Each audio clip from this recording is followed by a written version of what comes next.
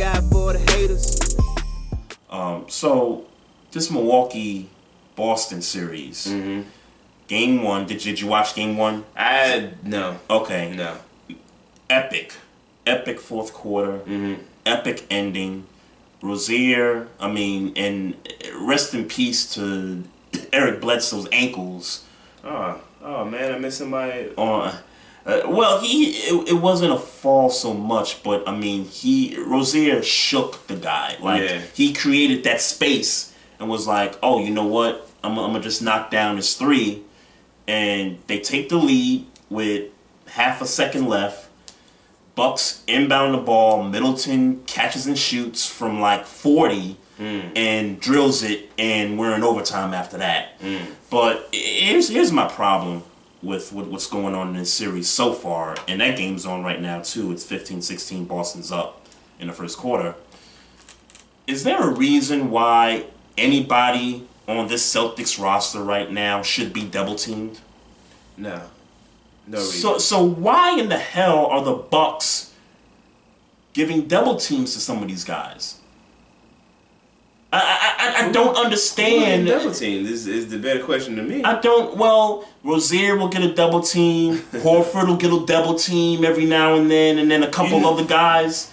It's like, guys, it's one-on-one basketball. Really they don't have their best player. You can really man up. And if I'm being completely honest, anybody, you should be able to play man with anybody on that squad. You should be able to stick D one-on-one with these guys. I'm sorry. 4 guys scoring points in the 20s. Horford had 24. Rozier had 21. Marcus Morris was in the 20s, and I can't remember who. I think it was either Tatum or Brown had 20 points. You had 4 Celtics in the 20s in points. That can't happen. Well, that can't happen. And I gotta blame the coach for that. And quite frankly, I should know better, because you got an interim coach in the playoffs.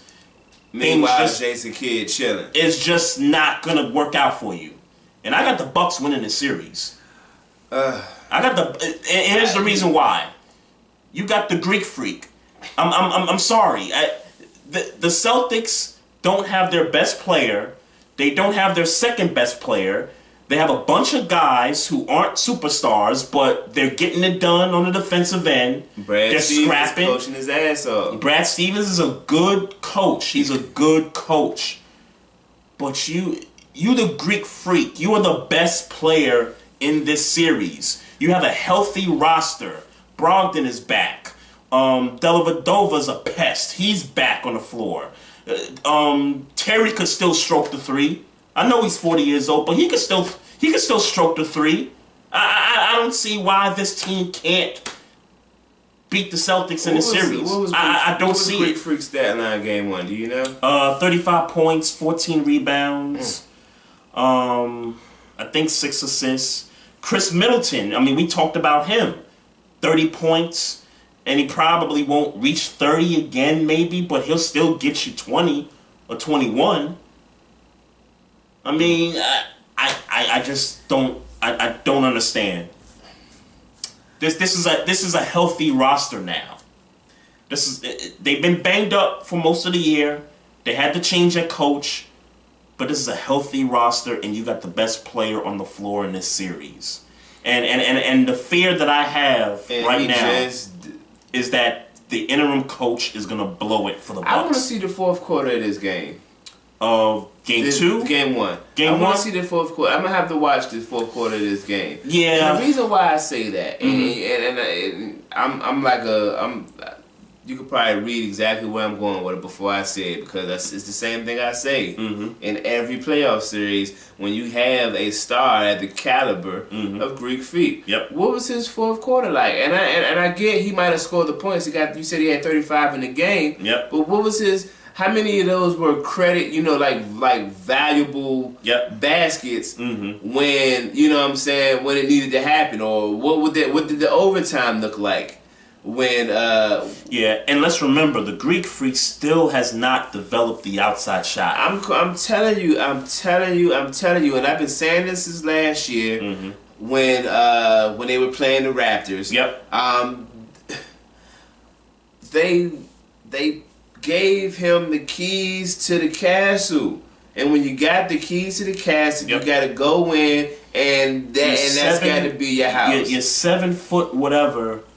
Go to the basket. Every time. Go to the basket. Because you're going to get the calls. Yes. I feel, and this is just, and again, full disclosure, and I've said it, so if I'm wrong, I'm wrong. I ain't see game 1, but 35 points and Boston still wins says to me, without having looked at the game, says to me that you didn't do enough. And that means you did, and obviously it ain't so much the points, meaning when did you score the points? Yeah. I wish I had a frame. And that's frame. what it right. And again, that's just my thinking without me having watched the game. But what is that? 35 points, and you ain't, and then your man's got 30. Yeah. And y'all lost. That's the thing. But that also tells you nobody else, not Jabari, not Brogdon, not. Nobody else. Even though, I don't expect nothing from Malcolm. Was in 11, Brogdon. probably 11 points. Yeah, I don't expect nothing from damn Malcolm Brogdon and no damn Jabari Parker. Jabari Parker's going to be good one day, but I don't expect nothing from him this year. I think I expect just a little more from Jabari than what I'm seeing right now. And I didn't like the fact that he only got 12 minutes in game 1. Last week I was saying that Boston is probably the easiest team to draw. Yep. And unless you're the Milwaukee Bucks. Bucks. They could still Obviously. win the series. I'm not going off my prediction, even though I have the only reason I fear that I'm gonna be wrong about this is because I think the interim coach is gonna blow it. And interim coaches in the playoffs don't do that great. I think Greek Freak is gonna blow it.